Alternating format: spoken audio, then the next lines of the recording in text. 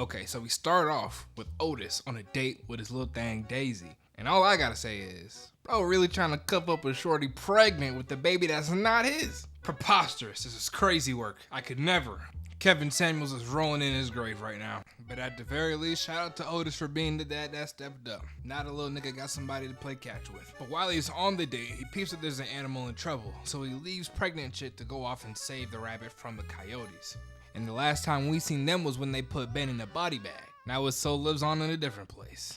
Culver's ain't never tasted so good in my life. And I know we're supposed to be on the good guy side and everything, but hear me out. These niggas have not eaten in 40 days and 40 nights. You can see their rib cages with ease. I see why they had to pack up Ben, man. I would have been on the same timing. So Otis rushes in and he manages to save the rabbit, but what happens next is, it's pretty hard to watch. Bro folded up himself, literally. He didn't even get a single hit in.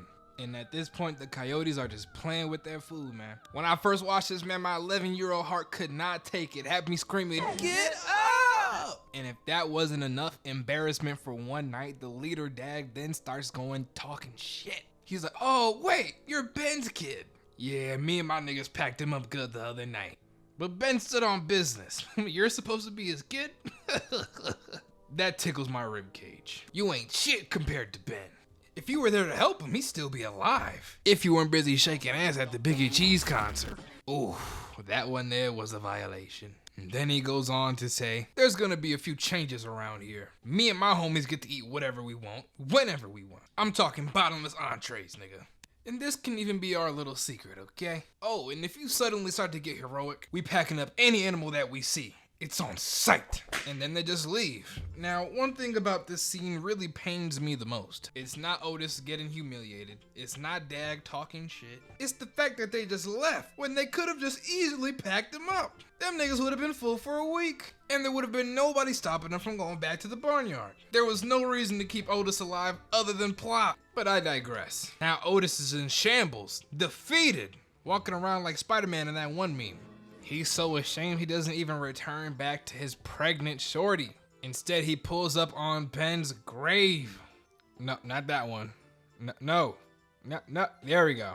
At this point, I'm starting to think anybody who's named Ben is cursed. Shout out to all my Bens watching this right now. But he pulls up on his pops talking about, "Oh, father, I have shamed our family name. I'm not worthy to be your son." Then he unalives himself right there in the grave. I'm just playing. Then he tells him that he has to go. He cannot stay at the barnyard anymore.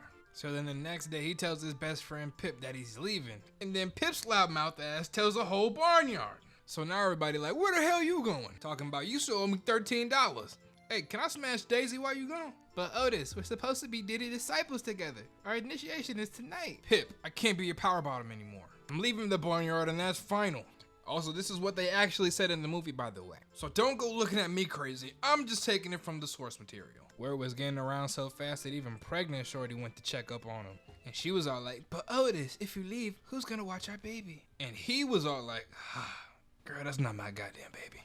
But they won't know. Oh, I can't save you. I can't, okay? I can't save anyone. That's why I have to leave. Feeling all sympathetic for him and shit, she started talking about some, okay, I love you, Otis. I was gonna let you crack tonight, but... And just like that, she was gone. Now after saying all his goodbyes, Otis starts to head out. But before he gets too far, here comes Peck hitting our corner talking about the coyotes that came through and they took the chickens. So now Peck and Otis are rushing over to the crime scene. And just like he said, they're gone. Now everybody's freaking out. They don't know what to do. Then here come Bebop ass talking about, man, them coyotes are strong. And Otis is all like, say that again? I said them coyotes are strong. But you know what though? This kind of makes me wonder what a real nigga would do. Now this man got Otis thinking. I wonder what would a real nigga do? And after seeing everybody panicking and even his shorty giving him a look like, what you gonna do, Otis? But then he does something I ain't think he was ever gonna do.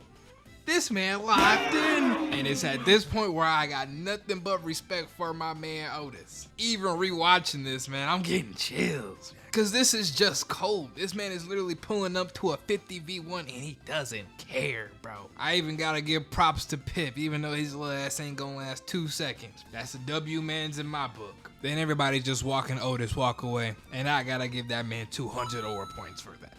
And you know he wasn't fronting because he just keeps walking with the same demeanor, not a single shred of fear on this man. So here we are at the Coyotes den, and man, oh man, these gotta be the dumbest coyotes I'd have ever seen in my life. Now I'm starting to understand why they rib cages is poking out like me when I see my shorty. Because these boys captured these hens in the middle of the day. It's nighttime and y'all still have not eaten them yet. Who exactly are y'all waiting on? And as we will learn, playing with his food is gonna cost him. And here goes a little chick talking about some eat a dick, nigga. And mad that he got pressed by a 2-week-old, he said he's gonna eat her first. And I gotta say, ignoring all the double cheeked up hens to go for this little chick is straight villainous. Sounds like this is coming out of a certain someone's playbook. But right before he's about to eat her, my glorious goat Otis pulls up strong, looking like Captain Endgame. Then this man slaps his udders on the table talking about, so here's what's gonna happen. I'm about to lay you out. And while you busy crying about your boo-boos, I'm about to grab my hens and we gonna leave. And he's all like, oh word nigga, and how you supposed to do that? BAM! Oh, he grabbed his whole neck, bro. Like, look at that shit, bro. It's so cool. And he sits that man down and then catches the chick with ease. I promise you, man, this is a completely different Otis than we've seen in round 1. And now all these different coyotes is coming out through the scrapyard and they ready to jump him, bro. But now Otis is laying them out, no problem, with a left and a right. Now he's grabbing these little coyotes by their neck and throwing them every which way. Said, I ain't done. Hold on. Helicopter, helicopter. Then here go Dag spawning in more troops. But this is boss fight 101. In order to stop the troops, you gotta take out the boss. But this is dead ass like a 30v1. But instead of running away, he stands on business. Now they get to jumping him, and then here goes Dag, little conniving ass, trying to blend in with the pack on some shadow clone jutsu shit. And all we can say is that this man Dag ain't never missed an episode of Hood Avatar the way he's sneaking this man. Bro bites some ankles and he goes down. Now they just dogpiling him, no pun intended. And oh boy, this was tough to watch. And then bam, we go to part 87 of Dag being a dumbass. He tells them all to get off of his back. Then walks up to him on some hot shit and starts monologuing, bro, like he actually did something. Now this man all up in his ear talking about, now watch us enjoy this 8-piece classic chicken meal. But then with what little strength he has left, he gets up and says, a strong man stands up for himself, but a stronger man stands up for others. That's why he's the GOAT. The GOAT. And then a couple seconds later, here goes his homies pulling up with the smoke. They ready to die behind they mans, even though it may not look like it, but they some soldiers for real. If you can disregard Pip taking a shit on Pig's head, I promise you this is one of the most solid squads out. And Dad get to laughing like something is funny, but wait, he feels someone else's spiritual pressure. And Otis is like, ooh, you in for it now. I'll run if I were you. Dag's starting to look a little nervous now. And boom, here comes Otis's crazy ass cow buddy. And I'd be a little scary too if I seen these YCs pull up to my squabble. And you can't help to love these dudes, man. They pulled up trying to turn that man into roadkill. So here go Dag trying to duck off, but this is where the real battle starts. Even Pig hyped up. He about to do some real damage. Look at this man's face. He's charging up. He's ready to go. Oh. This is quite an embarrassing display, but don't you know not to count a brother out because he sticks the landing. I didn't know they was out here catching bodies on Nickelodeon, man.